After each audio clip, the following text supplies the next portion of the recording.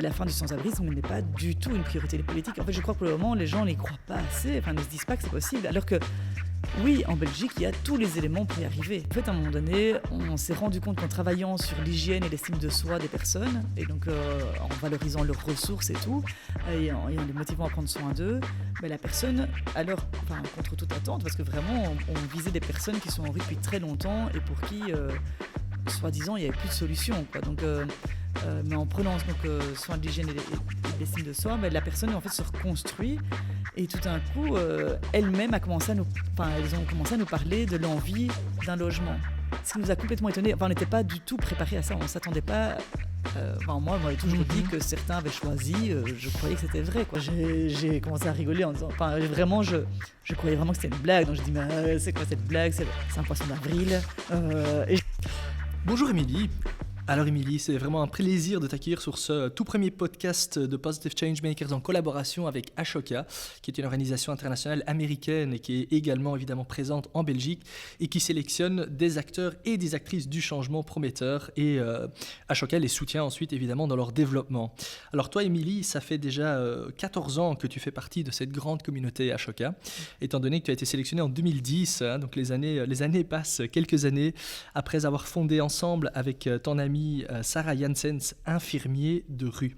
Une association dont la mission est d'accompagner les personnes sans abri à se soigner, à se reloger et in fine à les sortir de la rue, si j'ai bien compris votre mission. Alors Émilie, aujourd'hui tu as 43 ans, l'association que tu as fondée dans ta vingtaine en fait, fêtera bientôt du coup ses 19 ans d'existence. Vous comptez plus ou moins 50 employés à Bruxelles, 10 à Liège si mes chiffres sont bons, et vous avez surtout une mission très très puissante, mettre fin au sans-abrisme. Donc, ma première question que j'ai envie de te poser, elle est toute simple. Comment est-ce qu'on arrive à fonder Infirmier de rue il y a 20 ans presque, et d'où vient cet engagement presque viscéral que tu as en faveur des plus démunis ? Alors, bonjour déjà. D'où ça vient ? Donc c'est, je pense, une série de chouettes personnes que j'ai rencontrées aussi, qui m'ont guidée tout au long de mon parcours, et une envie. Alors, depuis toujours, depuis que je suis petite, je sais que j'ai envie de travailler. Bon, à la base, j'avais envie de travailler en Afrique, mais j'avais vraiment envie de travailler dans les rues. Ça avait été sans doute influencé par mon parrain qui était parti avec MSF, etc. Mais donc c'était vraiment l'envie de discuter avec les gens en rue. Sans doute que si on m'avait dit que le métier d'éducateur de rue existait, je me serais dirigée là-dedans, mais à ce moment-là, je ne le savais pas. Et puis alors petit à petit, tout au long de mon parcours personnel, j'ai aussi été, on va dire... nourrie peut-être ou... Non, perturbée. C'est pas le bon mot. Mais disons que quand j'ai eu une adolescence où j'étais plutôt renfermée sur moi-même et qui était un peu rude, où j'avais très peu d'estime pour moi, j'étais très influencée par les autres et très influençable aussi. Et du coup, je me suis rendu compte que c'était les projets qui m'avaient vraiment permis de sortir de ça et de surmonter ça aussi. Et les projets, c'est-à-dire l'envie de partir en Afrique, par exemple. Ah oui, mais du coup, tu avais quel âge là, à ce moment-là là, j'avais 16 ans, mais par contre, depuis que j'ai 7 ans, je savais que je voulais faire ça. Donc, je m'étais toujours dit, non, c'est ça que je veux faire. Et c'est ça qui m'a tenue dans plein de situations plus difficiles. À chaque fois, je me disais, tu t'accrochais à ça. Je m'accrochais à mais ce c'est dingue, projet-là. Comment te vient déjà 7-8 ans cette envie C'est la famille, ce que tu as vu J'imagine que c'est par mon parrain. Je pense qu'il y avait des missionnaires un peu dans ma famille, etc. Je ne sais pas très bien.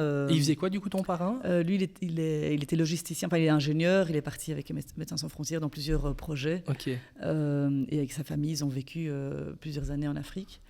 Du coup, ils t'en parlaient déjà ils quand m'en t'étais parlaient, jeune, moi, je n'en parlais pas beaucoup. Disons que ça m'impressionnait, mais je n'en parlais pas beaucoup. Mais par contre, je ressentais ça et j'adorais lire les bandes dessinées un peu là-dessus sur des gens qui partaient, qui faisaient ce genre de mission. Et donc, voilà, ça m'a quand même fort nourri pendant l'enfance. Mais par contre, c'était pas du tout évident pour moi que je voulais être infirmière, ça je ne savais pas. Et donc, au moment où j'ai dû me décider pour choisir mes études supérieures, j'hésitais entre institutrice, parce que j'étais chef louveteau et que j'aimais bien le lien avec les enfants, ou assistante sociale, en me disant, bah oui, pour aider les personnes. Mais je me disais, là, assistante sociale, les lois changent d'un pays à l'autre, et donc je ne pourrais pas le faire comme il faut. Et donc j'ai hésité pendant tout un temps entre les deux, jusqu'au moment où je me suis vraiment réveillée un matin en me disant, bah non, je dois être infirmière. Et là, en fait, c'était devenu évident. Je ne me suis plus du tout posé la question, c'était infirmière que je devais faire. Donc après ta réto, tu as tout de suite choisi de faire des études d'infirmière. Je suis partie en fait un an avec le Rotary. Et c'est au cours de cette année-là que je me suis réveillée un matin en me disant que j'allais être infirmière et que je ne me suis plus posé la question après, quoi. Et donc après, j'ai commencé, donc ça c'était en Australie. Et puis après, donc, j'ai commencé mes études d'infirmière. Et là, c'était génial parce que je me souviens encore du premier jour où en classe, justement, j'étais avec Sarah et Héloïse, une autre amie, enfin que je ne connaissais pas encore à ce moment-là, mais la prof nous a demandé est-ce qu'il y en a parmi vous qui veulent partir à l'étranger, qui font infirmière pour ça. Et on était quelques-unes à lever la main. Et je me suis dit, ah ben... Voilà, d'autres, je sais pas, tout d'un coup, je ressentais je rencontrais aussi d'autres personnes qui avaient les mêmes envies que moi. Et donc ça m'a porté pendant les études. Et c'est comme ça qu'avec Sarah, on est parti faire notre mémoire au Burkina. Ok, qui portait sur... Qui portait sur la prévention et les soins d'hygiène pour... c'était... Le titre exact, c'était l'accès aux soins de plaie. Enfin, je sais plus. Enfin, non, pas du tout l'accès aux soins de plaie. L'accès à la santé par l'hygiène et les soins de plaie. Et donc, c'était vraiment pouvoir...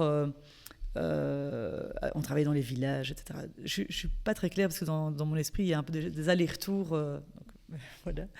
Mais donc, du coup, au retour du Burkina et de ce travail pour mon mémoire avec Sarah, ça a été très compliqué parce que le projet qui m'avait tenu toute ma vie, en fait, je l'avais fait, entre guillemets. Alors, je l'avais fait pour une période très courte et dans un cadre bien défini, mais en fait... je n'avais plus rien. Enfin, j'avais envie de repartir là-bas, mais ça ne me portait plus comme avant. Enfin, j'étais tout d'un coup, toutes les choses qui avaient été difficiles dans ma vie, j'avais plusieurs décès aussi autour de moi, dont des très proches. Voilà, il y a tout qui remontait, quoi. Et là, en fait, j'avais encore une année d'études d'infirmière que j'ai continué, mais j'allais alors comme bénévole dans une association pour les personnes sans abri avec Héloïse, une autre de la classe. Et c'est là que j'ai vraiment accroché avec ce public des personnes sans abri et je me suis sentie fort utile là aussi. Donc j'ai retrouvé du sens aussi dans ma vie, dans ce que je faisais. Et en même temps, j'avais aussi beaucoup de... compréhension. Alors, je n'ai pas du tout été sans abri de ma vie, ni rien, mais par contre, le sentiment d'être jugé par l'apparence, alors que c'est en fait une étape de vie qu'ils ont, mais ce n'est pas leur identité, il y a un petit bout de ça que j'avais un peu ressenti au moment de mon adolescence aussi. Ça faisait un peu écho, en fait. Ça faisait un petit peu écho, et donc en tout cas, même si je n'ai pas du tout vécu ça, ni à leur point, à leur niveau, mais c'était en tout cas quelque chose où je trouvais du lien et du sens dans mon approche avec eux aussi. Et alors voilà, j'ai vraiment accroché là-dedans et j'ai continué à aller comme bénévole dans cette association à La Fontaine, qui m'a vraiment, l'infirmière là-bas, Marie-Thérèse, était vraiment exceptionnelle et m'a appris beaucoup de choses et m'a mis en lien du coup avec toutes les personnes qui allaient dans le centre. Et alors, après, je me suis posé la question, donc je me suis dit que j'allais continuer là-dedans, mais je ne savais pas si j'aimais vraiment bien parce que c'était le public sans-abri ou parce que c'était le milieu de la rue. Et donc, du coup, je me suis engagée dans des autres associations aussi, donc pour les personnes prostituées, puis une autre pour les personnes toxicomanes, pour voir un peu les autres publics de la rue et voir où j'étais le... Oui, parce que c'est intéressant que tu le dises, parce que j'étais en train d'écouter attentivement et je me dis, attends, quel autre public de la rue? Mais effectivement... J'espère probablement pas le seul à des fois oublier qu'il y a différents publics de rue, effectivement, comme tu dis. Oui, tout à fait. Et du coup, il y a plusieurs problématiques. Et bon, évidemment, quelqu'un peut se retrouver dans des différentes situations, sans-abri et prostituée et toxicomane. Oui, les trois cumulés. Oui. Mais excuse-moi, du coup, mais pourra faire une distinction entre que ce soit les prostituées ou les toxicomanes, c'est une catégorie à part avec des... Ils sont aussi sans-abri ou pas spécialement? Donc là, ici, justement, donc c'est toutes des personnes qui souffrent de problématiques différentes. Mais non, toutes ne sont pas sans-abri, quoi. Donc ici, à La Fontaine, elles étaient toutes sans-abri. Okay. Mais dans les autres associations, certaines l'étaient, certaines ne l'étaient pas. Et donc, du coup, là, je testais un peu les différents milieux. J'ai adoré les différentes expériences. Les collègues étaient chaque fois super. Vraiment, j'ai appris beaucoup de choses aussi. Je ne pensais pas avoir autant de préjugés, en fait, parce que j'avais des images, des idées. Et en fait, voilà, je me suis rendu compte à quel point j'en avais et qu'il y a qu'en discutant avec les gens qu'on peut aussi les casser. Tout à fait, oui.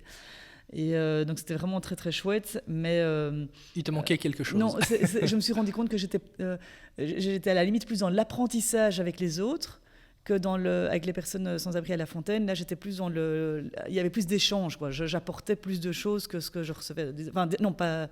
Je m'exprime mal. C'était plus équilibré dans l'échange, on va dire. Je n'apportais pas plus, c'était plus un échange. Tandis que dans les autres, je recevais énormément, mais j'avais l'impression que c'était plus moi qui recevais plutôt que l'échange. Et alors, avec les personnes à Dune, à l'association Dune, avec les personnes toxicomanes, là, j'étais engagée la nuit pour créer le poste infirmier chez eux et aussi, du coup, créer le sac à dos en rue pour les infirmiers qui, après, ont été engagés par la suite. Et ça, c'est quoi, du coup, exactement, pour ceux qui nous écoutent, les sacs à dos? Mais en fait, non, à ce moment-là, je devais faire une étude pendant 6 mois, voir s'il y avait besoin d'un infirmier au sein de leur équipe. Et c'était pour un travail dans un dispensaire où il y avait un comptoir d'échange de seringues. Et donc là, j'ai mis en place un dispensaire. Et puis après, en rue, la nuit, là, il y avait des échanges de seringues, etc., avec mes collègues travailleurs sociaux. Et je devais voir s'il y avait besoin d'une infirmière et faire des soins si nécessaire. Ce que j'ai fait, donc du coup, là, j'ai créé la liste du matériel qu'il fallait mettre dans le sac à dos, on va dire.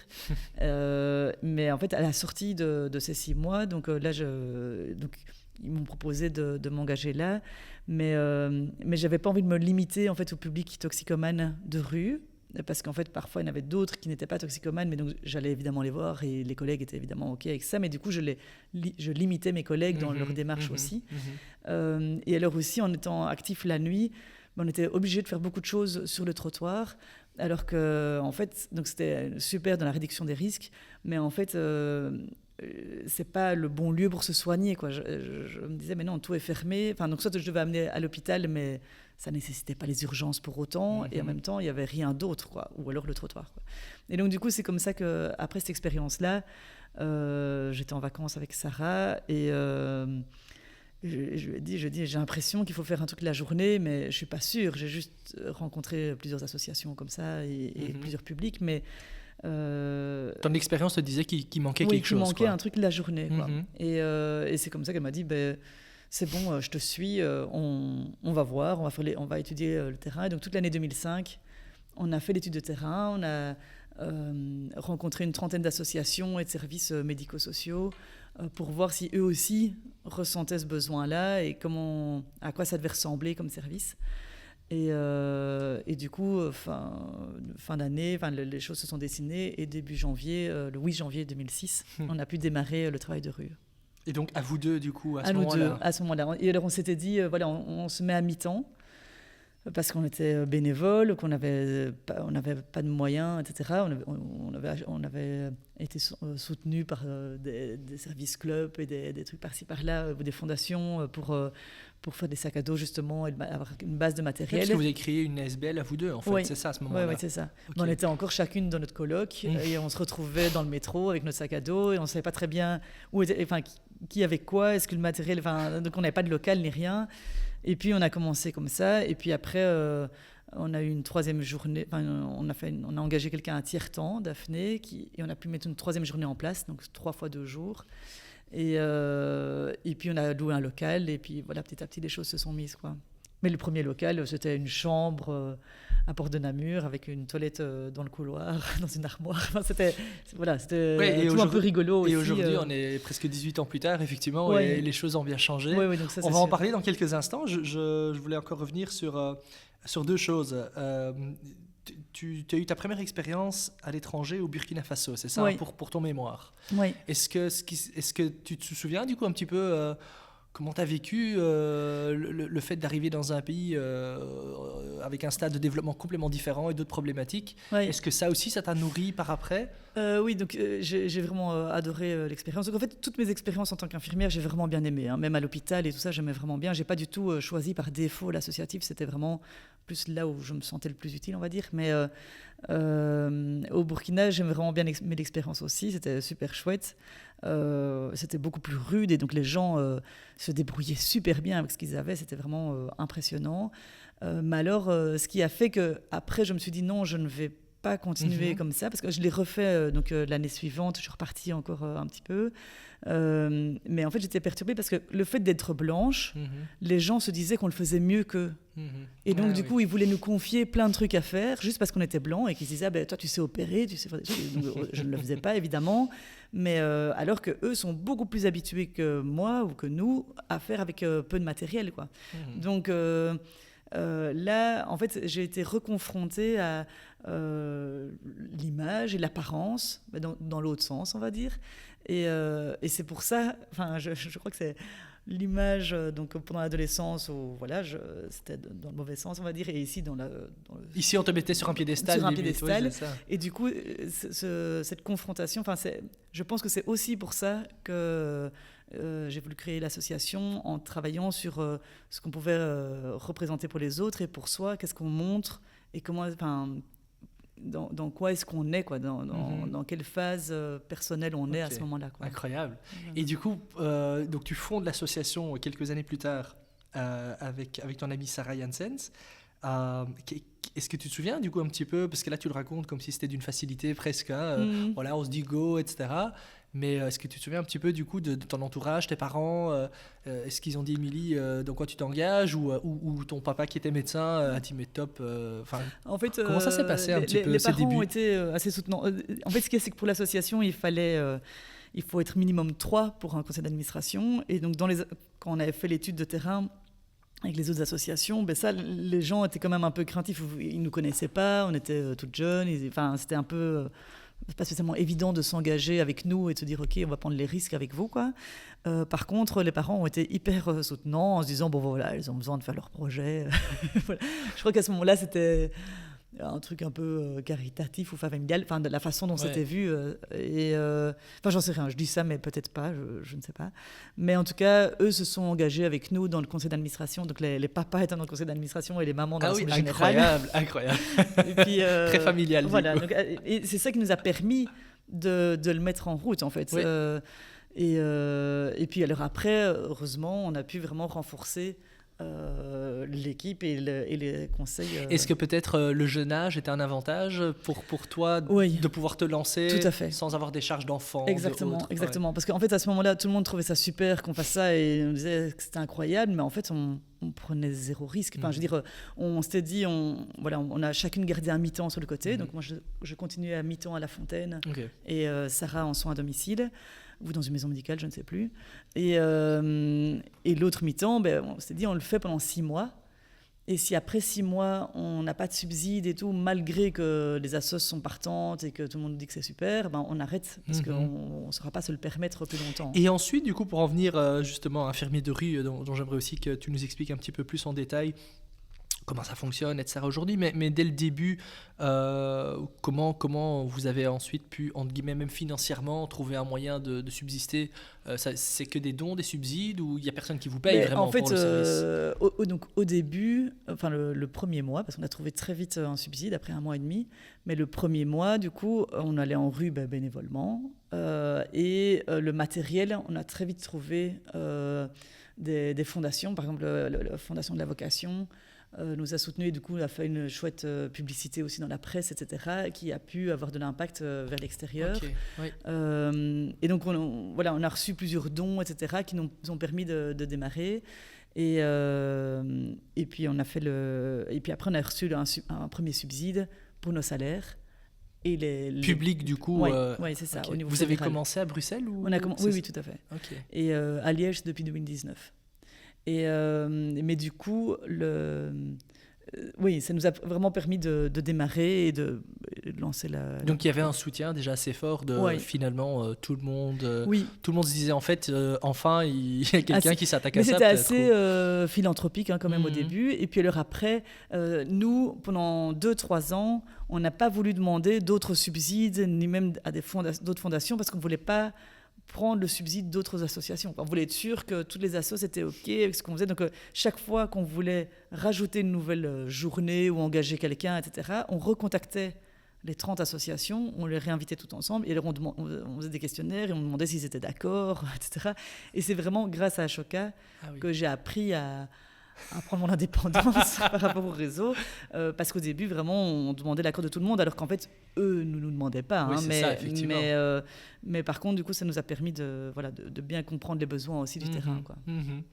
Et du coup, Infirmiers de rue, aujourd'hui, c'est une équipe de 50 personnes à Bruxelles, c'est ça? 50 à Bruxelles et 10 à Liège, enfin, plus ou moins. Oui.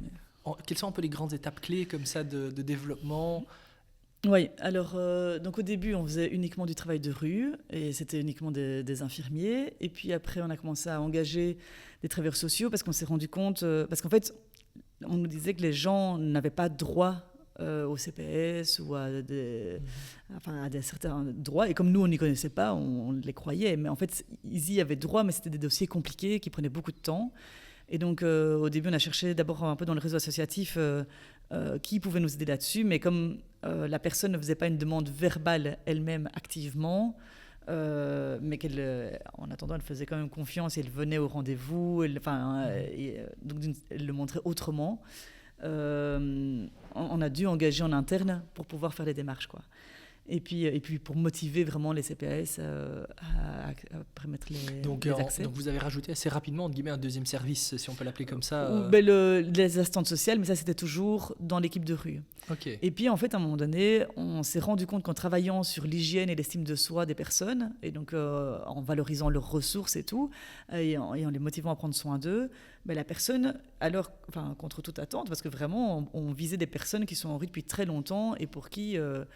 soi-disant, il n'y avait plus de solution, quoi. Donc, mais en prenant soin de l'hygiène et de l'estime de soi, la personne en fait se reconstruit, et tout d'un coup, elle-même elles ont commencé à nous parler de l'envie d'un logement. Ce qui nous a complètement étonnés. On n'était pas du tout préparés à ça. On ne s'attendait pas. Moi, on m'avait toujours dit que certains avaient choisi. Je croyais que c'était vrai, quoi. Donc, et donc, qui étaient surpris en fait par leur faculté, entre guillemets, ou leur volonté de se projeter. Oui, en fait, de se dire, mais un jour on sortira d'ici, quoi. Oui, j'ai pas de dire, mais oui, en fait, pourquoi pas pourquoi est-ce qu'on a cette idée que c'est pas possible, en fait. Parce que si je peux me permettre, du coup, au début, en fait, quand tu as commencé ça et que vous infirmiers de rue, etc., l'objectif premier n'était peut-être pas tout de suite de les sortir de la rue, en fait, si je comprends bien. Pas du tout. C'était de prendre soin d'eux. Ouais. En fait, l'idée, c'était de les aider à reprendre confiance en eux et estime d'eux-mêmes. De se dire, nous, on ne va pas vous apporter de l'argent ni de la nourriture et tout ça, on va vous aider à croire en vous-même. Et en fait, ce qu'on a remarqué, c'est qu'en reprenant confiance en eux et estime d'eux-mêmes, ils reprenaient confiance en nous aussi, et en l'autre, et en la vie, en fait. Et du coup, tout d'un coup, il y a plein de déclics. Enfin, je sais pas, à un moment donné, il y a vraiment eu des personnes qui ont donc parlé l'envie d'un logement. Alors on a demandé, nous on ne faisait pas ça, donc on a demandé à des autres associations qui ont d'abord un peu rigolé quand même en disant oui mais non, mais lui ça fait 20 ans qu'il est en rue, qui n'y croyaient pas non plus, quoi. Et puis en fait finalement jusqu'au moment où l'assistance sociale d'une autre asso y a cru aussi, où ça a pu se mettre, et donc on a pu collaborer, et donc et là quelques personnes ont pu commencer à sortir de la rue. Et puis alors là on s'est rendu compte qu'il fallait absolument renforcer, qu'il fallait accompagner après la personne dans son logement, parce qu'évidemment, rendre un logement ne suffit pas. Et donc, on a commencé à accompagner les personnes en logement. Et puis après, on a donc dû diviser l'équipe en deux, entre la rue et l'équipe logement, parce que quand on suivait tout le monde ensemble, en fait, les problématiques étaient trop différentes, quoi. Il y avait vraiment des urgences en rue, etc., d'autres en logement. Enfin, c'était fatigant pour les collègues de se confronter à des problématiques très différentes entre la rue et le logement. Donc, on a divisé en deux. Et puis après, on s'est rendu compte que on ne trouvait pas suffisamment de logements, qu'il n'y avait pas suffisamment de choses existantes. Donc on s'est dit, il faut absolument qu'on crée une équipe pour créer du logement. Donc on a commencé à renforcer, à chercher du logement. On s'est lancé dans le Housing First avec l'équipe logement et la création de logements aussi. En partenariat, du coup, avec le public, les instances Oui. Disons qu'on a, en fait, un peu par hasard, on a dit, nous, on se lance dans le logement. Et en fait, il y avait un programme Housing First qui se lançait à ce moment-là, et on a pu rentrer dedans grâce à ça, donc au lancement du Housing First en Belgique. C'est il y a longtemps, ça Ça, c'était en 2015. Ah oui, quand même, donc déjà presque 10 ans. Et puis, mais on a commencé à faire du logement en 2010, mais d'abord dans des maisons de repos, etc. Et puis après, en 2013, on a commencé du logement individuel, et en 2015, le Housing First, vraiment, je pense. Et puis, je crois que c'est 2015 ou alors c'est 2013, je ne sais plus si c'est 2013 ou 2015. Oui, plus ou moins, peu importe. Et puis alors après, il y a des personnes qui se sont stabilisées en logement pendant donc longtemps, et on s'est rendu compte que le travail avec ces personnes stabilisées devenait aussi différent. Il n'y avait plus besoin d'un suivi intensif avec un risque de rechute en rue ou de soins de santé, parce que les soins en logement sont très différents, mais très importants aussi. Les débuts sont très à risque, un peu comme nous quand on est en vacances. Au début, on tient, et puis on arrive en vacances et on peut enfin se relâcher, et donc on tombe malade. Oui, là, c'est un peu pareil. C'est quand ils arrivent en logement, il y a des maladies qui ressortent parce qu'ils peuvent enfin se poser chez eux, quoi. Ah oui, ok. Et donc, du coup, l'accompagnement est très, très intense. Et puis, alors après, quand la personne est plus stable dans son logement et s'habitue aussi à ces nouvelles conditions et les nouvelles habitudes de vie dans un logement, les projets de vie deviennent différents aussi. Et donc là, on a mis en place l'équipe MyWay qui vraiment aide la personne à se projeter, à voir quels sont ses rêves et à voir comment elle va se reconstruire dans sa vie, quoi. Et c'est quel genre d'accompagnement là? Du coup, c'est une assistante sociale qui... Il peut y avoir, donc c'est aussi des travailleurs sociaux, infirmiers, en fait, mais plus qui vont être dans l'art-thérapie, ou vraiment... mais bon, ce qu'il y a, c'est qu'on se rend compte qu'au niveau du public, on a de plus en plus de personnes âgées, parce qu'avant, en fait, l'espérance de vie était très courte. Donc, et là, on voit que des personnes en fait, deviennent plus âgées, ce qu'on ne s'attendait pas non plus. Et donc, et tant mieux, mais du coup, il faut vraiment garder des infirmiers aussi là. Et alors, on voit aussi qu'il y a de plus en plus de personnes qui ont des problèmes de santé mentale, et que du coup en logement aussi ça perdure aussi, quoi. Donc il y a quand même des choses donc il y a un accompagnement pluridisciplinaire finalement qui doit être mis en place. Donc dans les 3 équipes, et ça c'est vous qui le faites entièrement aussi. Oui. Mais on essaye vraiment de se mettre en lien avec le réseau autour pour pouvoir se libérer au maximum et pouvoir s'occuper de nouvelles personnes. Mais c'est parfois difficile de trouver une association ou un partenaire qui pourra vraiment prendre le relais, et que si la personne a un souci, que ce partenaire remarque, parce que si la personne ne vient pas à son rendez-vous médical, par exemple, les gens ne vont pas spécialement téléphoner pour reprendre un nouveau rendez-vous. Et donc, ici, il faut vraiment être proactif avec ce public aussi pour ne pas qu'il y ait de rechute trop vite, quoi. Donc vos équipes, finalement, tant vos services que vos équipes ont évolué, si je comprends bien, un petit peu avec les personnes que vous avez progressivement soignées dans la rue, j'imagine, puis sont sorties de la rue. C'est ça. Et donc, donc du coup, notre vision, au fil du temps, a vraiment évolué aussi. Donc, au début, c'était vraiment l'hygiène, la réinsertion par l'hygiène. Et puis après, c'était sortir de la rue, c'est possible. Et puis, la fin du sans-abrisme est possible. Et puis maintenant, c'est vraiment tous ensemble pour la fin du sans-abrisme. Parce qu'on se rend bien compte que tout ce parcours, c'est un parcours d'accompagnement individuel. Et donc ça, c'est tout un travail qu'on a mis en place et qui a évolué au fil du temps, avec plusieurs méthodologies qui sont rajoutées au fur et à mesure des collègues aussi qui mettaient leurs outils et leurs idées en place. Mais alors maintenant, on se rend bien compte que pour arriver à la fin du sans-abrisme, c'est évidemment pas nous tout seuls qui allons y arriver. C'est avec tout le monde, tout le réseau, mais aussi tous les pouvoirs publics, tous les citoyens. C'est vraiment... une démarche globale, quoi. Oui, c'est une mission finalement que vous portez, mais qui doit être partagée pour qu'elle soit accomplie. Et heureusement, elle est portée de plus en plus par d'autres aussi. Mais du coup, c'est pour ça aussi que maintenant, on a vraiment développé tout un volet de plaidoyer, de sensibilisation au grand public. Et donc, il y a un peu deux grands bras, on va dire, dans l'association. Il y a tout le volet accompagnement individuel des personnes, et puis tout le volet sensibilisation des citoyens, des politiques, et des organisations. Vous êtes présent, donc tu le disais tout à l'heure, à Bruxelles et à Liège, c'est ça? Également en France ou pas? Non, juste Bruxelles et Liège. L'idée est éventuellement de s'internationaliser à un moment donné. Est-ce qu'il y a des structures similaires ou des intérêts Au début, avec Ashoka, on nous apprenait à imaginer plein d'antennes partout. Mais en fait, on a choisi... à un moment donné, on a dû choisir entre soit un développement géographique, soit un développement individuel, quoi. Et donc nous, on a plutôt opté pour le développement individuel, d'aller de plus en plus loin avec la personne. Et donc c'est comme ça qu'on a mis de plus en plus de démarches et de missions en route, plutôt que de voir plein de gens et de ne pas les suivre jusqu'au bout, quoi. Donc mais du coup, c'est très complémentaire à d'autres associations qui font ça. Et donc on a besoin de tout, quoi. Parce que oui, tu le mentionnais toi-même, Ashoka, du coup, vous a sélectionné en 2010, c'est ça, si je me souviens bien. Oui, en 2010. Qu'est-ce que ça vous a apporté? Du coup, ils vous ont permis de rentrer en contact avec un réseau, j'imagine. Ouais, ça a été des énormes déclics. Bon, déjà, en 2008, on a fait le concours Impact. Là, c'était en France. Parce qu'il n'y avait pas encore Ashoka à Belgique. Ok. Et donc là, c'était super. Je pense qu'on était les plus touristes quand on est arrivé. On était vraiment nulle part. Mais par contre, on a gagné ex aequo le concours Impact. On était très fiers. Parce que franchement, on a bien évolué pendant le processus. C'était vraiment un accompagnement génial. Et d'ailleurs, celui qui nous a accompagnés, le bénévole d'Ashoka, c'était de Ernest Young, qui nous a accompagnés, est rentré après dans notre CA. Et donc, maintenant il n'y est plus, mais ça a été vraiment pendant 3-4 ans, il était chez nous, c'était vraiment très chouette. Et Hugues Mercier s'appelait. Et alors, après ça, en 2010, là, donc on est devenu fellow, je suis devenu fellow. Et là, une fois de plus, ça a été tout un super chouette processus où, en fait, jusqu'à Ashoka, je ne voyais pas l'intérêt de développer l'activité. J'étais vraiment dans l'accompagnement individuel d'un petit groupe et je me disais, ce qui est important, c'est de bien faire le travail et puis voilà, il n'y a pas besoin. Et puis, en fait, là, Ashoka m'a fait comprendre que voilà, si l'impact est chouette pour quelques personnes, autant le partager et le permettre à d'autres aussi.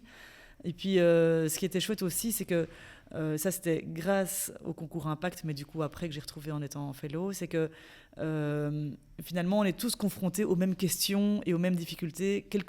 Le contenu peut être différent entre entrepreneurs, mais qu'on soit en entreprise, en association, dans l'environnement ou le social ou n'importe. Finalement, les problèmes de gestion d'équipe, de gestion d'argent, de problématiques de gouvernance. Absolument. Il y a plein. En fait, tu es devenue dirigeante malgré toi, entre guillemets, parce qu'à la base, j'imagine bien le profil infirmier, j'ai une problématique, j'ai une passion, et puis finalement, ça grandit et on te dit, Émilie, il faut que tu agrandisses ton impact. C'est ça. Et du coup, oui, c'est quelque chose qui... Et du coup, c'était un super chouette partage avec les autres et tout, de comprendre. Et donc, ça a été vraiment des chouettes liens. Donc là, vraiment, ça a été vraiment super. Et encore maintenant, j'ai des chouettes contacts avec les personnes que j'ai rencontrées via Ashoka, les autres fellows, mais aussi les autres du concours Impact.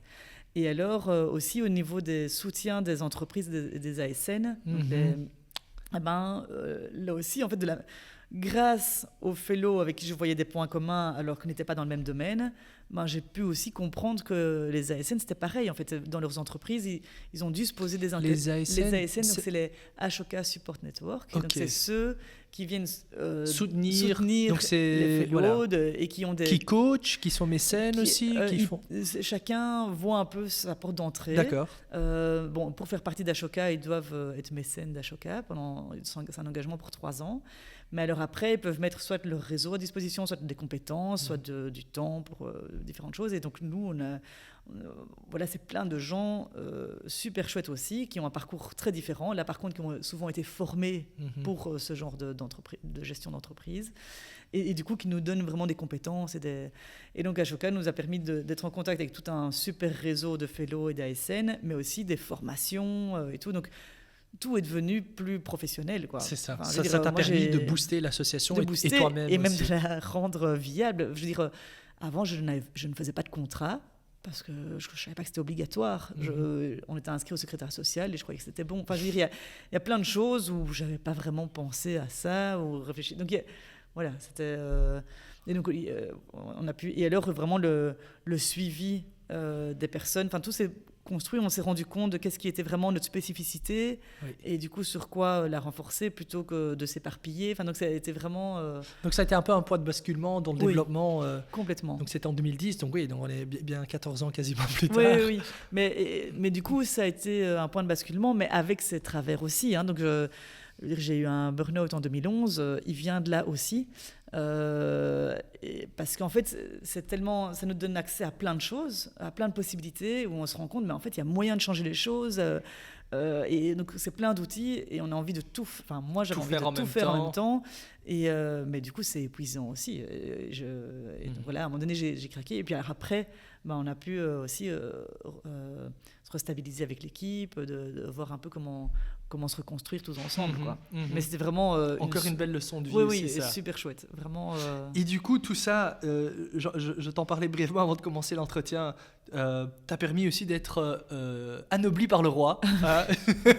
Ça c'est quand même incroyable. C'est un honneur incroyable quand même qu'on fait en reconnaissance, j'imagine, de tout le travail que tu as accompli. C'était l'année dernière, en 2023. Ça a été annoncé en 2023, voilà. Et là, ça va être officialisé. Est-ce que tu peux nous partager les coulisses, comment ça s'est passé, qu'est-ce que ça fait aujourd'hui? Alors, la grosse coulisse, c'est que d'abord, j'ai d'abord cru que c'était vraiment une blague. Enfin, je me suis demandé ce que c'était, pourquoi on m'appelait. En fait, j'étais en vacances donc avec ma famille. On était en route, on allait à un mariage en Italie. Et puis, on me téléphone et puis on dit oui, voilà, donc c'est le cabinet du ministre du roi. Enfin, donc je ne comprenais pas très bien, je ne m'y connais pas trop là-dedans. Et alors, et puis, j'entends, oui, voilà, je ne sais pas si vous êtes au courant, mais à l'occasion du 21 juillet, le roi aimerait vous faire une faveur immobilière. Et comme nous, on est dans la recherche immobilière pour plein de choses, je me dis, génial, une faveur immobilière. J'étais en train de dire, c'est marrant. Il veut m'offrir une maison. Il veut acheter un module, un logement modulaire, comme on fait. J'essaie de comprendre un petit peu. Et puis, bref, donc, du coup, je me focalise là-dessus, sur mes pensées, sans vraiment écouter la conversation. Et puis à la fin, le monsieur me dit, oui, donc, est-ce que vous êtes d'accord? Est-ce que vous acceptez cette faveur nobiliaire? C'était nobiliaire, en fait. Je comprends que c'était faveur nobiliaire et pas immobilière. Et en fait, je ne connaissais pas ce mot-là.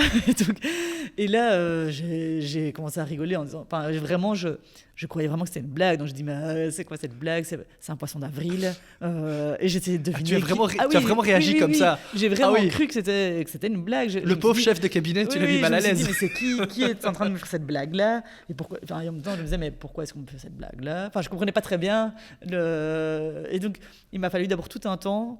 Et puis l'heure après, donc du coup, voilà, je trouvais ça assez rigolo. Donc je dis, bah oui, je veux bien. Mais même si en même temps, j'ai quand même dit, oui, mais en fait, je comprends pas très bien parce que, enfin, justement, si c'est l'équipe qui, enfin, vraiment, toute l'association a grandi grâce à chaque collègue qui s'est investi et qui a mis sa pierre à l'édifice. Vraiment, c'est une construction tous ensemble. Bien entendu, et voilà, moi, au début, j'ai complètement craqué. Donc ça montre à quel point c'est vraiment tout le monde qui l'a construit. Bien sûr, oui. Et, donc, tu étais autant plus surprise que... Oui, et donc je me suis même dit, mais ce serait... plus intéressant, enfin mieux pour l'équipe, enfin qu'on puisse faire un truc d'équipe, enfin je sais pas comment être invité chez le roi pour une fête par exemple. Et du coup donc voilà, ils ont insisté sur le fait que c'était l'occasion de justement valoriser le travail de l'équipe, mais voilà par ça. Mais du coup ça me mettait aussi donc en même temps c'est très valorisant et en même temps ça me mettait un peu mal à l'aise par rapport à l'équipe en fait. Enfin je sais pas, et puis il y a des gens vraiment il y a des bénévoles chez nous qui s'investissent aussi, qui sont médecins la journée, et qui viennent encore leur jour de congé faire des visites, etc. Enfin, je veux dire, qui sont impressionnants. Tu as un peu du mal, si je peux le dire ainsi, peut-être à accepter la reconnaissance qu'on proposait. Pourquoi moi, alors qu'il y en a tellement d'autres. Et puis du coup, finalement, t'as pas eu le choix. Oui, et bon, je me suis quand même dit, bon, si ça tombe, c'est une blague. On va voir d'ici le 21 juillet, donc c'était 4 jours avant. Et puis, donc tous les jours, je me réveillais avec un peu, un jour l'excitation, le lendemain un peu mal à l'aise, et puis en me disant, non, mais c'est pas vrai. Enfin bref, et puis finalement, c'est paru, on a vu que c'était vrai, entre guillemets. Donc, et là, voilà, je dis aussi, le dire un peu à l'équipe et tout ça aussi, mais c'est tout des trucs. Voilà, encore maintenant, je reste un peu. C'est une super chouette reconnaissance de ce travail, et en même temps, je me dis, c'est super, ça permet de se dire que oui, d'une certaine façon, le roi, enfin la famille royale est pour ce message aussi, pour la fin du sans-abrisme, mais c'est une façon de nous aider à porter ce message aussi. Maintenant. Et donc tu as été reçu par le roi déjà, ça s'est déjà fait? Ça se sera cette année-ci, dans quelques mois en fait. Ah ok, d'accord. Enfin je sais pas très, j'ai pas encore reçu la date officielle. Grand moment, voilà. ok. Mais félicitations en tout cas. C'est vrai que oui, si tu le disais, effectivement, il n'y a aucun problème à le reconnaître, que ça peut être un peu malaisant à un moment donné, mais c'est dingue parce qu'effectivement... quand tu te dis qu'il y a 17 ans, en tant qu'infirmière, tu te dis je vais lancer ce projet, on verra bien où ça nous mène. Entre guillemets, avoir cette belle reconnaissance de la part du roi doit probablement être Oui. une reconnaissance pour... Oui, non, je sais pas. Non, mais si. En fait, En fait, mais je suis moi, plus convaincu que moi, toi. mais en fait, c'est des reconnaissances. Mais c'est super. En effet, c'est une super belle Mais reconnaissance. qu'est-ce Et que je tu ne- penses que ça va changer concrètement, éventuellement? Est-ce que je ça ne sais peut pas. t'apporter plus de visibilité, de soutien? Oui, au niveau visibilité, disons que j'essaye, enfin disons quand j'ai la possibilité d'être invitée à cause de ça, Oui. j'y vais parce que c'est peut-être tout un public que je n'aurais pas eu l'occasion de rencontrer autrement que comme ça. Donc voilà l'idée. Donc notre association, donc il y a 60% de subsides publics, mais 40% de dons. Ok. Et donc ça veut dire Ouais. Mon mon travail est aussi de aussi. chercher des donateurs, etc., et de Bien s'investir. sûr. Et donc je me dis, voilà, c'était la façon du roi de nous soutenir, et maintenant, j'espère que ça va aider d'autres gens à nous soutenir aussi, en fait. Probablement, sans aucun doute. Voilà. Parlant du sans-abrisme, du coup, Oui. un sujet que, Oui. que tu maîtrises bien. On en parlait brièvement avant de commencer l'enregistrement par rapport à la situation des sans-abri. Peut-être juste revenir sur le travail que vous effectuez. Est-ce que vous réussissez à avoir plus ou moins une vue sur votre impact en termes de gens qui sont sortis de la rue ou en tout cas qui ont eu un logement? Est-ce que là, tu peux nous partager quelque chose par rapport à quelque chose que vous avez pu mesurer finalement? Mais du coup, donc, les personnes qu'on a sorties, il y a plus de 200 personnes maintenant qu'on a sorties de la rue. Et qu'on suit donc, plus ou moins jusqu'à la fin, vu qu'il y a les différents parcours. Alors, j'ai pas les pourcentages, mais nous, quand quelqu'un a une rechute, déjà, si c'est de My Way à logement, ça veut dire que c'est une rechute dans son logement, mais je veux dire, on va renforcer un peu le suivi, mais elle ne retombe pas en rue. S'il y a une rechute en rue, soit parce que la personne a besoin de déménager, soit parce que ça ne va pas à ce moment-là, on ne va pas la lâcher avant de retrouver un autre logement aussi. Donc en fait nous, le processus il continue tout le temps. Ça avance comme la marée, quoi. Il y a des vagues, de temps en temps, il y a des avancées, puis de temps en temps, on recule un peu pour mieux remonter. Et est-ce qu'il y a des personnes que vous avez lâchées, des gens que... Oui, donc il y a des personnes où là maintenant, ça fait 10 ans qu'ils sont en logement et qui sont stabilisés en logement. Donc je crois qu'on en a 2. Donc c'est tout récent. Il y en a d'autres où on a dû lâcher le suivi, où on s'est dit, en fait, là, je pense qu'il y en a 2 ou 3 aussi, on a dû dire, mais là, on ne peut plus suivre cette personne-là pour différentes raisons. Mais sinon, les autres... donc ça veut dire que et tous les autres sont toujours en logement ou sont décédés en logement. Parce qu'à un moment donné, voilà, ça fait depuis 10 ans qu'on fait ça. Donc la grosse majorité des personnes sont encore suivies par vous, en fait. Ah oui. Près de 10 ans après, ou voire plus. Tout à fait. Ok. Et oui, donc du coup, pour faire le lien effectivement avec le nombre de sans-abri, donc je te disais un peu avant de commencer l'enregistrement que visiblement c'est très compliqué d'avoir évidemment des chiffres précis et autres. Oui. Quelle est un petit peu la situation en Belgique par rapport à ce que toi tu sais? Et comment ça évolue aussi peut-être ces dernières années? Donc à Bruxelles, il y a un comptage tous les 2 ans des personnes sans abri. Alors évidemment, on compte ceux qu'on voit et ceux qui sont on arrive via les associations aussi. Enfin, c'est pas nous qui l'organisons, c'est Bruxelles, c'est une organisation au sein de Bruxelles. Et du coup, tout le réseau participe. Et donc, il y a... et là, du coup, il y a des associations qui vont aller compter en rue, et puis le lendemain, il y en a qui vont demander où est-ce qu'ils ont dormi la veille, au cas où, s'ils n'ont pas dormi en rue, ils peuvent dire on était dans un squat, il y avait 10 personnes, et on peut compter plus ou moins les gens. Maintenant, on ne sait pas compter ceux qui sont chez des amis, on ne sait pas compter ceux qui sont dans une voiture, il y a plein les de invisibles un petit peu plus. Il y a toute une série encore qu'on ne voit pas, mais déjà comme ça, on voit qu'il y a plus de 7500 personnes qui sont dans des maisons d'accueil, dans des centres d'urgence de nuit ou sur le terrain. À Bruxelles uniquement. Mais donc, maisons d'accueil aussi, donc ça veut dire qu'ils sont protégés pour quelques mois, mais après quelques mois, c'est fini, quoi. Et donc, plus ou moins 800, je pense, dans les rues et les parcs à Bruxelles. Et ce qui est horrible, c'est qu'en fait, tous les 2 ans, à chaque fois qu'on fait le comptage, mais le chiffre ne fait qu'augmenter, quoi. Donc là, depuis 2014... je crois qu'il a triplé le chiffre. Donc, on est tout à fait dans des réalités qui ne font qu'augmenter. Et c'est ça qui est très difficile aussi, même au quotidien, même pour mes collègues aussi. C'est qu'en même temps, on est pour la fin du sans-abrisme et qu'on se bat pour ça et tout, et c'est génial. Et en même temps, on est confronté à la réalité où il y a plus d'arrivées ça ne fait qu'augmenter, en fait, que de sorties de rue, quoi. Et donc, c'est ça qui est... très problématique maintenant, et qu'avec la difficulté des loyers élevés et donc du logement qui est complètement inabordable pour le moment, on ne va faire qu'augmenter les personnes sans abri en rue. Donc il va y avoir plus d'arrivées encore parce que les gens ne savent plus payer leur loyer. Et on a moins de solutions de sortie parce que les loyers sont trop chers, quoi. Donc c'est vraiment. Donc la situation est inquiétante. Ah oui, pour le moment. J'espérais que tu me dises que d'année en année ça va un peu mieux, mais pas du tout.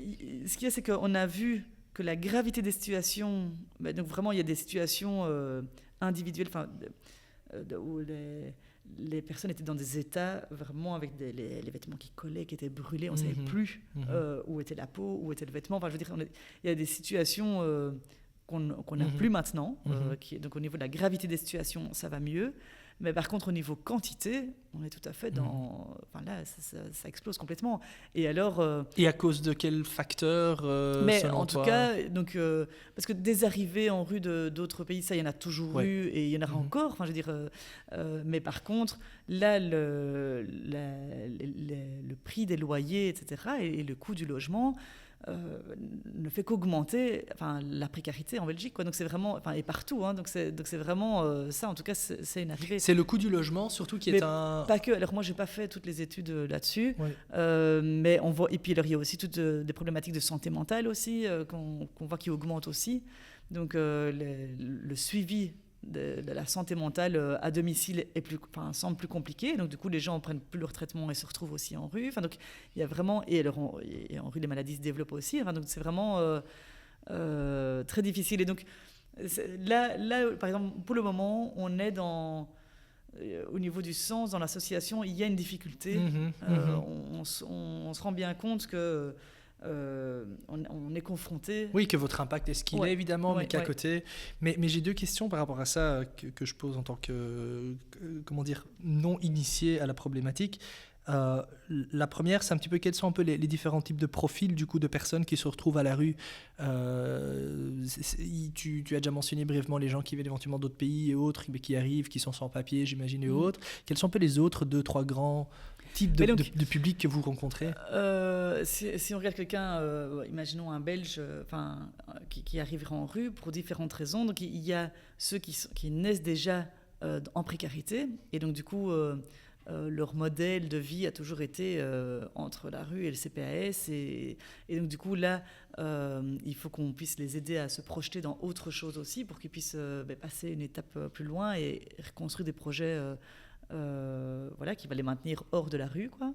Donc des gens qui étaient déjà dans le quart monde, quoi, et qui étaient déjà à la rue éventuellement ou pas éventuellement ou à la limite, quoi. Et s'ils sont à la limite, qu'est-ce qui fait basculer souvent? C'est la perte d'emploi, ça peut. C'est l'alcool non, éventuellement. Alors, c'est jamais une seule chose qui va faire. Hein. Donc c'est pour ça que là, c'est très difficile de répondre à cette question-là parce que c'est vraiment toujours une accumulation de problématiques qui fait qu'on se retrouve en rue. Et si c'était qu'une seule chose, on répondrait à une seule chose et hop, c'est résolu. Évidemment. Donc, mais là, c'est sûr qu'au niveau de la précarité, des gens qui sont précaires, qui n'ont pas beaucoup d'opportunités et qui ont du coup qui ont moins de moyens financiers, du coup leur loyer c'est plus compliqué, ils mangent moins bien aussi, les espaces sont plus petits, il y a plus de bruit, ils dorment moins bien, je veux dire, c'est plein de choses, ils se soignent moins bien, je veux dire, il y a plein de choses qui peuvent faire, qui s'accumulent. Et puis alors, donc ça c'est un premier type de profil. Et puis il peut y avoir un public aussi au moment de l'adolescence. Moi je parlais tout à l'heure, j'étais introvertie, mais il y en a d'autres qui vont être plus extravertis et qui vont plus être dans le rejet de tout ce qui les entoure et du coup qui vont un peu idéaliser la vie en rue. Que ce soit les punks avec les chiens, ils vont dire c'est génial, je veux être, moi je trouve ça super, ils sont solidaires, etc. Il va y avoir un fantasme un peu là-dessus qui au début ça va être un peu, ils vont fuguer, ils vont être là-dedans et puis après en fait, vont se rendre compte que c'est pas du tout la réalité. Ça répond pas. C'est pas comme ils s'imaginaient. Que les gens qui sont là ne sont pas pour ces raisons-là. Mais du coup, par contre, il peut y avoir beaucoup d'influence à des produits à ce moment-là, etc. Qui peut, après la sortie de rue, peut la rendre plus compliquée aussi, quoi. Et puis, une fois qu'ils veulent en sortir, c'est se reconfronter à toutes les choses qu'ils ont rejetées à la base. Ça veut dire qu'à un moment donné, ils doivent se reconfronter à ça pour pouvoir sortir aussi. Dingue. Et donc, à chaque étape, il y a moyen de sortir de la rue, mais c'est simplement que notre travail va être différent avec chacun. Et puis alors, il y a toutes les personnes qui sont en IPPJ ou dans des centres que ce soit des centres de santé mentale ou n'importe, qui à un moment donné doivent sortir, soit parce qu'ils ont l'âge de sortir, soit parce qu'au niveau santé mentale ça va mieux, mais qui ne sont pas accompagnés à la sortie, ou des sorties de prison ou quoi, et qui ne sont pas suffisamment accompagnés à la sortie et qui se retrouvent en rue. Et puis après, il y a des personnes qui ont un parcours assez traditionnel, on va dire, mais tout au long de leur parcours ont cumulé plein de choses aussi, que ce soit des maladies, des décès, des échecs, quels qu'ils soient. Et à un moment donné, il y en a un de trop qui fait qu'ils n'osent plus demander l'aide de leurs amis, le réseau est encore présent, mais en fait, ils ne veulent plus l'attiser parce qu'ils ont peur, ou le réseau s'est peut-être un peu fatigué, mais c'est pas pour ça qu'ils n'aiment pas la personne, c'est simplement que... Mais du coup, la personne n'y fait plus appel, et là, d'un coup, en fait, là, ça peut aller très vite aussi, la personne peut se dégrader très fort, rapidement, et quand on va lui demander... nous, on ne demande jamais ça aux gens, parce qu'en fait... c'est pas une chose qui fait qu'on arrive en rue, mais si quelqu'un leur demande pourquoi ils sont arrivés en rue, ils vont dire le dernier élément, genre j'ai perdu mon emploi, ou je suis séparé, ou je sais pas quoi. Mais en fait, c'est ce truc-là en plus du reste, parce que heureusement, c'est pas uniquement en perdant son emploi qu'on se retrouve en rue, quoi. Donc c'est aussi une accumulation de choses, mais quand même lié à un élément marquant. Qui, à la fin, il y en a un de trop. C'est ça, mais c'est pas... plus marquant que le reste, c'est simplement que c'est un élément en plus, quoi. C'est une minorité, ce genre de profil, quand même, c'est ou vraiment c'est tout difficile ça, je ne à sais dire. pas. En fait, même quand j'explique ces parcours-là, on avait fait une conférence où il y avait une personne sans-abri qui était avec nous et qui nous disait, moi je suis dans 3 de ces catégories, par exemple. Okay, donc en fait, tout le monde a un parcours différent et se mélange, et que ce soit de l'étranger ou de la Belgique ou quoi, toutes les situations sont individuelles, et voilà, on est autour de la table pour des raisons différentes, et il y a des points communs et des points différents. Absolument. Aussi, quoi. Mais du coup, la question un peu naïve... Oui, pardon. Par contre, ce qui va nous intéresser, c'est pas le parcours d'arrivée en rue, même si ça peut influencer la démarche qu'on va avoir autour de la personne sur la méthodologie à utiliser, mais ce qu'on va se dire, c'est que par contre, tous ont la possibilité de sortir de la rue, et la capacité de sortir de la rue si on les accompagne aussi, quoi. Donc c'est là-dessus qu'on va plutôt... mettre notre énergie, en fait. Heureusement qu'il y a cet optimisme-là de votre côté. On en reparle dans quelques instants, mais la dernière question que je vais te poser, peut-être un peu naïve, c'est par rapport aussi à la volonté, en fait, du monde politique et de la société en général de mettre fin au sans-abrisme. Est-ce que c'est peut-être naïf de se dire...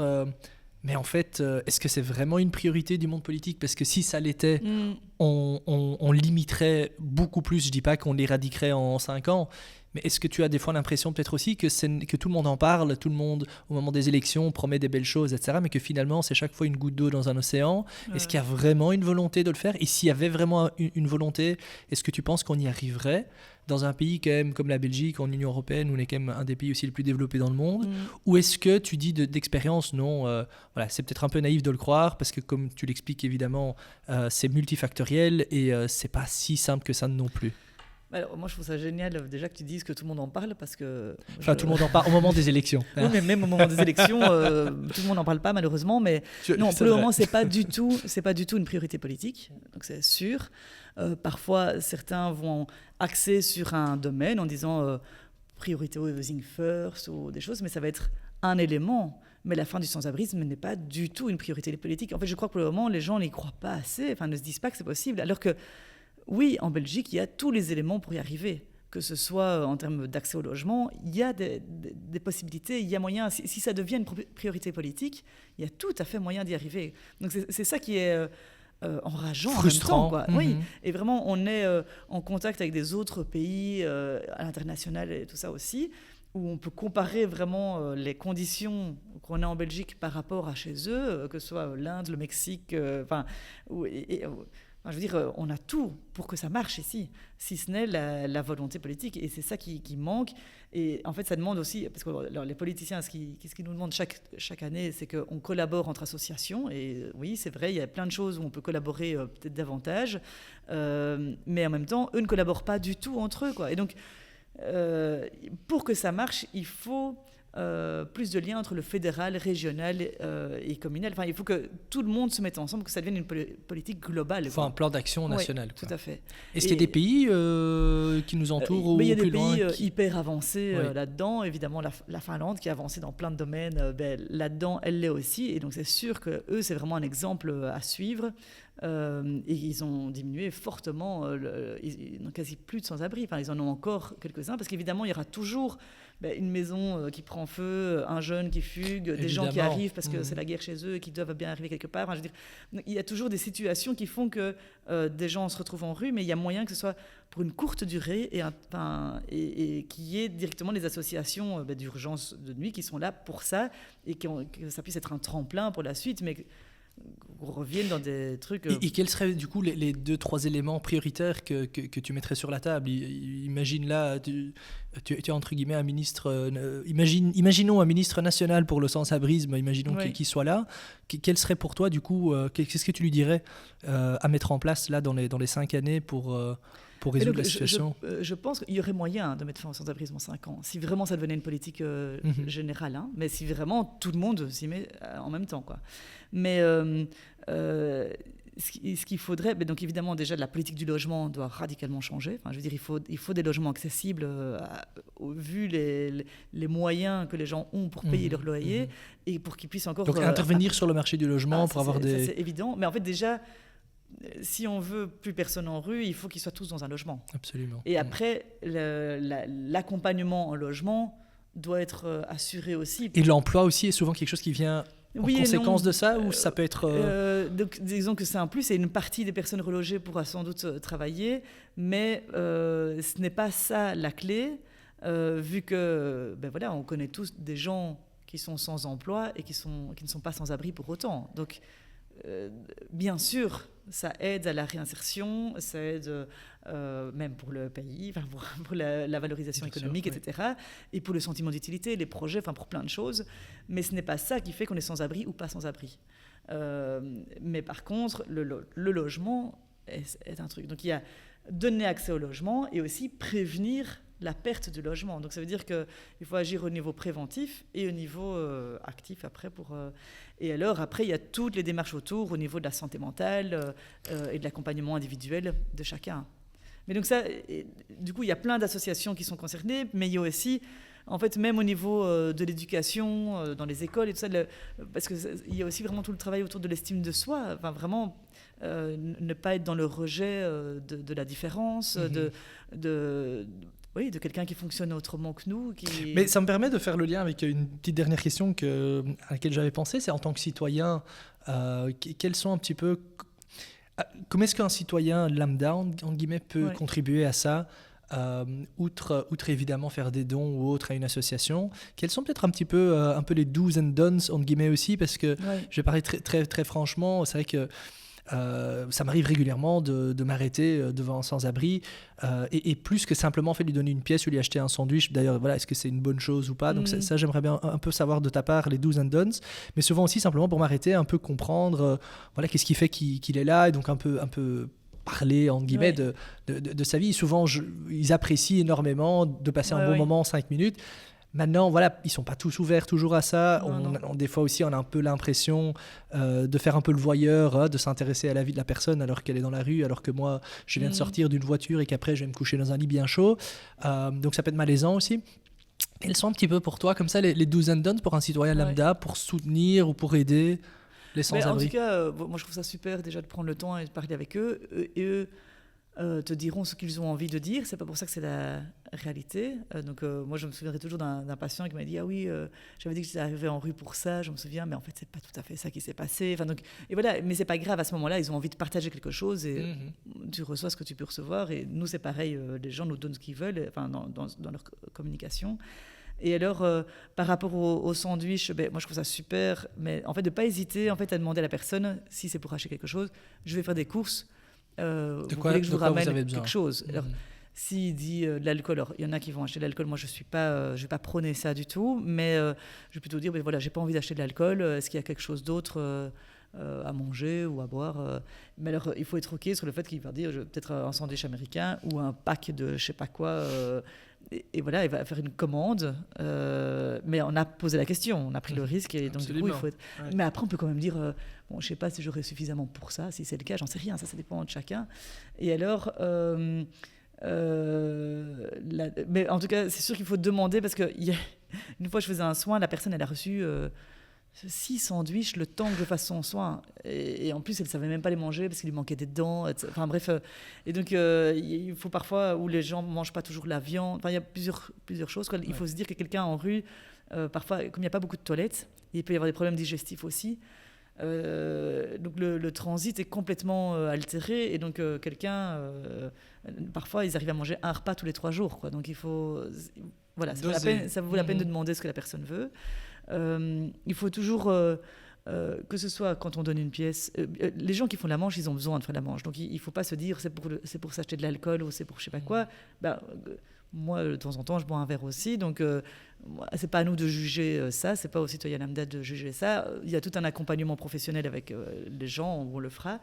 Et par contre, c'est au moment où on donne les choses, de regarder la personne, lui dire bonjour ou lui donner, mais vraiment de la regarder et pas juste le donner en étant un peu mal à l'aise, mais vraiment faire un petit signe. Et sinon, si on n'est pas à l'aise, même pour dire bonjour et tout, simplement la regarder et avoir dans sa tête l'idée que la personne ne sera peut-être pas là demain, parce qu'en fait, elle sera peut-être sortie de la rue demain. Avoir vraiment transmettre une énergie, quoi. Comme quand on est au téléphone et qu'on sourit au téléphone, on ne voit pas que la personne nous sourit, mais en fait, on le sent. Et on transmet cette énergie-là. Et là, c'est la même chose. En fait, en rue, c'est regarder, être c'est communicatif, conscient, quoi. Être conscient qu'en fait, la personne qui est là, en fait, elle sera peut-être plus là. Et en fait, on lui transmet. Sans même, on n'est même pas obligé. Alors, tant mieux si on parle avec, mais on n'est pas obligé non plus. On n'a pas toujours le temps ou l'envie ou n'importe. Et donc, c'est vraiment. Mais cette transmission d'énergie, elle va se faire instinctivement, naturellement, quoi. Et donc, c'est vraiment avoir ce. Si déjà on peut faire ça, c'est super, quoi. Bien, merci. Voilà. Très inspirant toute cette histoire et la passion aussi avec laquelle tu partages le projet. On sent bien que c'est viscéral et tant mieux. Je voudrais clôturer tout doucement avec justement un petit peu cet esprit positif parce qu'évidemment il faut être optimiste certainement pour faire ce que tu fais, ce que vous faites tous quotidiennement dans cette association. Est-ce qu'il y a des moments effectivement où c'est peut-être un peu plus compliqué, tu le disais là toi-même, que quand on regarde un peu les chiffres du sans-abrisme qui évoluent, on se pose un peu la question, voilà, comment tu gères ça toi-même, comment vos équipes peut-être aussi gèrent ça? Mais donc, oui, donc il y a des moments où c'est très compliqué, même avec, quand on fait les réunions patients et qu'on voit les situations, on se dit comment est-ce qu'on va s'en sortir. Et donc c'est pour ça qu'on a mis en place aussi des outils. Donc on a des réunions bonnes nouvelles, où on va partager vraiment les bonnes nouvelles du moment. Et même, ça, j'aime bien ça. Et donc, si par exemple on a une situation qui a été vraiment très compliquée, à la réunion bonnes nouvelles, on va expliquer seulement le petit truc positif. Et puis après, au moment de la réunion patient, là, on va expliquer tous les autres objectifs. Mais pour au moins se nourrir de tous les trucs positifs. Et c'est quoi? C'est du coup le début de votre réunion ou c'est un moment précis que alors vous ça a évolué. Okay. Au début, c'était au début de la réunion patient. Et puis quand les équipes se sont séparées, on a fait, du coup maintenant, c'est en début de réunion d'équipe, mais pas réunion patient. Enfin, ça s'est été séparé. Et alors, on les marque aussi dans un carnet. Comme ça, si on a été absent, on peut aller relire les bonnes nouvelles des autres. Et alors, et en fait, c'est marrant parce que ces réunions bonnes nouvelles nous permettent aussi de partager ce qui s'est passé si on est dans un autre domaine de travail, quoi. Donc, entre la rue, le plaidoyer, la récolte de dons, les ressources humaines, enfin, chacun... Et ça, du coup, ça vous donne de l'énergie à tous. Oui, et puis du coup, on comprend un peu mieux. Voilà, quelqu'un qui va dire j'ai terminé mon dossier pour le subside d'un tel, j'ai pu l'envoyer, ça fait 2 mois que je suis dessus. Enfin voilà, ça permet aussi de valoriser le travail de chacun et de l'officialiser devant tout le monde aussi. Ça, c'est sympa. Donc ça, c'est un petit truc, un des outils qu'on a mis en place, quoi. Et toi-même, est-ce que toi tu as des comment dire, je sais pas moi, des livres, des façons de te ressourcer, des méditations, des livres, la famille, aller boire un verre, qu'est-ce qui te rebooste un petit peu du coup quand... Donc moi c'est fort par le social, donc par les gens, donc que ce soit les amis ou la famille. Donc oui, mais et aussi, bon, j'adore, j'aime bien tout le ressourcement, tout ce qui est développement spirituel, tout ça, j'aime bien. Donc je vais parfois acheter plein de livres. Quand je vois des conférences, j'ai toujours envie d'acheter le livre là-dessus, mais en fait, je le lis pas assez. Je lis beaucoup plus des romans. Ça, j'adore aussi. En fait, tout ce qui est romans, BD, et tout ça, qui vont m'emmener en fait dans un autre monde. Ah oui, Ouais. bah oui, évidemment, c'est une façon, c'est une thérapie comme une autre. mais par contre, mais j'adore aussi tout ce qui est tous les trucs de méditation, de nature. On est fort aussi on vit un peu dans une partie de l'année dans la nature aussi. Enfin, donc voilà, il y a tout un volet d'apprentissage aussi là-dedans. C'est-à-dire, tu passes un moment de l'année dans la nature. Mon mari a fait une formation d'agriculteur fermier et donc du coup il y a un atelier où on va régulièrement aussi là pour apprendre des conditions plus la nature à nos enfants et puis vivre au travers de ça et donc voilà, Ah, ça c'est chouette, c'est une expérience qui plaît à toute la famille. Pour l'instant, oui. En tout cas. Et si tu avais une baguette magique que je te donnais pour, on va dire, créer le monde pour lequel tu rêves pour tes enfants, quel serait l'élément ou les 2 éléments phares? Moi, je dirais le respect de chacun, quoi, de l'autre, dans sa différence aussi, dans ce qu'il a de différent, ou à nous apporter, ou à échanger, ou à vraiment à se dire... C'est une valeur du coup que tu essaies de transmettre à tes enfants J'y ai pas pensé avant. Mais maintenant, dès demain. Maintenant que tu me le dis. Mais je crois qu'après, peut-être que ça se met naturellement, mais c'est vraiment se dire, allez, on a tous un parcours différent. Et tout se vaut. Il faut juste. Ce qui est intéressant, c'est de le partager, de se rendre compte qu'il y a des situations qui ne sont pas propres à nous. Enfin, mais qu'est-ce qu'on va en faire, quoi? Qu'est-ce qu'on en fait ensemble et comment est-ce qu'on est avec les autres dans la vie, Parce que c'est une première étape pour toi d'après aller vers l'autre et d'éventuellement... disons que la vie, c'est le lien avec les autres aussi, quoi. Et donc, oui, c'est important de... Et c'est quelque chose, du coup, où tu as l'impression que ça manque cruellement aujourd'hui, ce respect éventuellement pour l'autre? Je ne sais pas si ça manque. J'imagine que ça manque, parce qu'en tout cas, si chacun se respectait comme ça, on ne laisserait pas certaines situations indignes comme elles sont maintenant. Parce que vraiment, les personnes qu'on voit en rue, c'est les situations qui sont indignes. C'est pas elles. Et donc, du coup, comment ça se fait qu'on peut les laisser dans des situations comme ça? C'est irrespectueux, quoi. Donc, il y a quelque chose, c'est vraiment... Le respect autour de toute cette injustice aussi, de se dire, mais enfin... De la dignité humaine, finalement. Est-ce que c'est un peu ça, le respect de la dignité humaine? Se rendre compte, en tout cas, des situations qui sont indignes par rapport à la personne qui l'est, quoi, et qui la vit. Ça me permet de faire le lien avec la toute dernière question que j'ai envie de te poser. Ouais. Alors, je termine souvent par ce genre de questions. Ici j'aimerais un peu l'adapter, évidemment, parce que tu t'attaques depuis des années, vous vous attaquez avec toutes vos équipes à une mission quand même très très challenging, si on peut le dire ainsi. Il y en a peut-être qui disent, je sais pas, moi, on a envie de mettre de l'art dans toutes les écoles. C'est pas très facile, mais c'est pas si compliqué que ça. Mais mettre fin au sans-abrisme, c'est quand même une mission qui demande énormément de dévouement et d'optimisme et de foi, et puis même d'entrepreneuriat, même simplement. Tu le disais, à la base, voilà, vous êtes infirmière, etc. Et donc, à un moment donné, vous devez aussi vous former, vous devez oser développer vos compétences, etc. etc. La question que je voudrais te poser est la suivante. Pour être très concret, beaucoup de gens qui nous écoutent et qui sont intéressés un petit peu par le fait d'avoir un impact sociétal, même à petit niveau, ont des fois du mal à passer à l'action.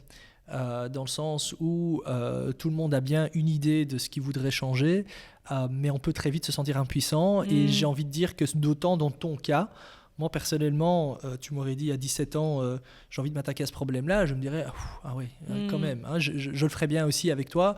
Mais voilà, donc ma question est un petit peu, quel est ton conseil finalement, peut-être à ces gens qui nous écoutent et qui voudraient avoir un impact, changer certaines choses, mais qui se disent aussi face à la montagne, laisse tomber, je préfère continuer à boire ma tasse de café et regarder la télé.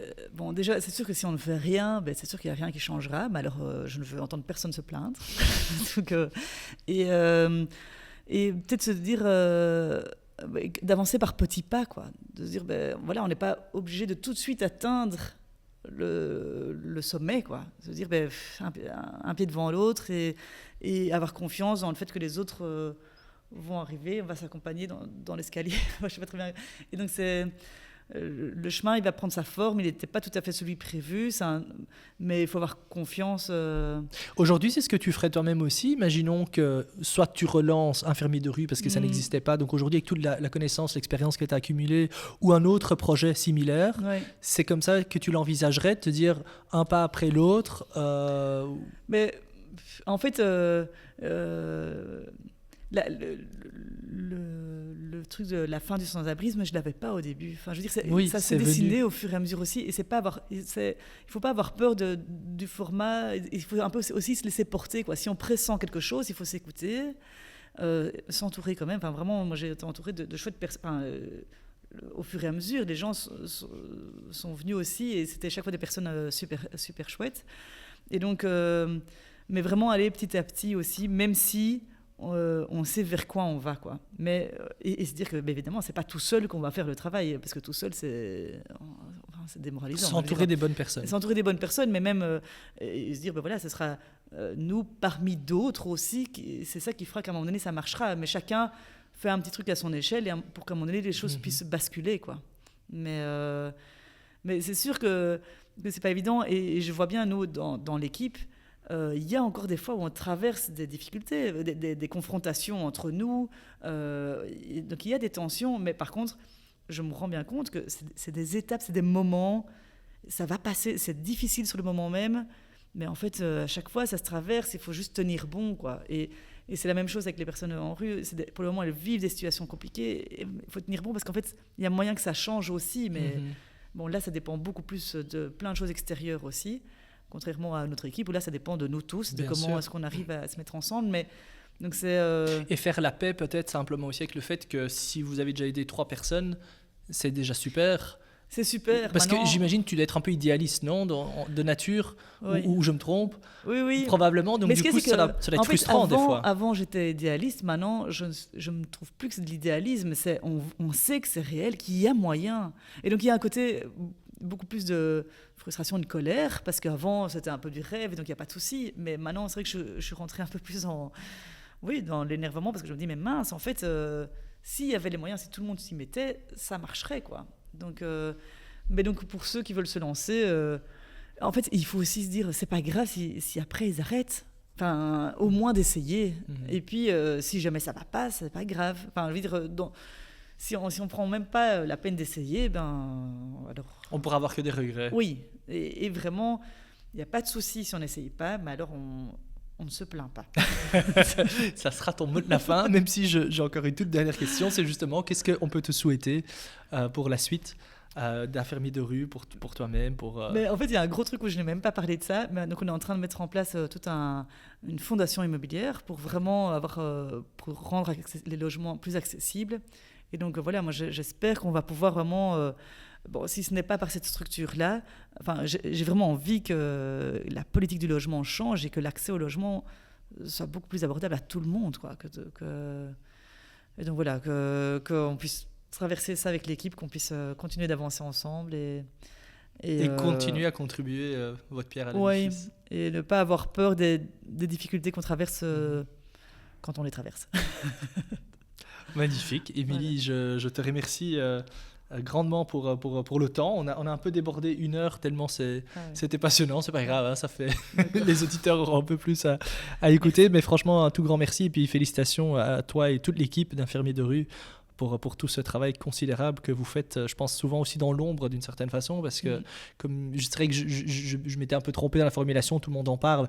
Non, on parle du sans-abrisme, mais c'est vrai qu'on n'est pas malheureusement assez conscient. Les médias peut-être aussi n'abordent même plus trop le sujet, alors qu'il y a des gens comme toi et tes équipes qui font un métier de dingue et qui continuent à y croire malgré, comme tu le dis toi-même, des fois des signes extérieurs qui pourraient être décourageants. Donc voilà, rien que pour pour ça. Merci. C'était une discussion très inspirante et passionnante. On remercie ici Ashoka, évidemment, de permettre cette édition, ce podcast un peu en collaboration. Tu seras la toute première publiée. Donc voilà, je te souhaite tout le meilleur. Merci beaucoup. Merci à toi.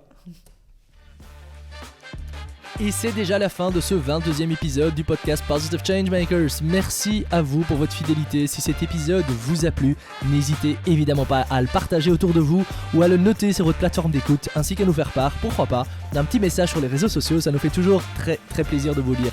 Alors cet épisode, c'était le premier d'une série de 4 en collaboration avec Ashoka Belgique, qu'on remercie au passage, ainsi que Demerode Bruxelles, qui nous accueille chaque fois chaleureusement pour nos enregistrements. Si ce n'est pas encore fait, abonnez-vous évidemment au podcast, ainsi qu'à nos pages Instagram ou LinkedIn, pour être sûr de ne pas rater les prochains épisodes. À très vite, ciao ciao.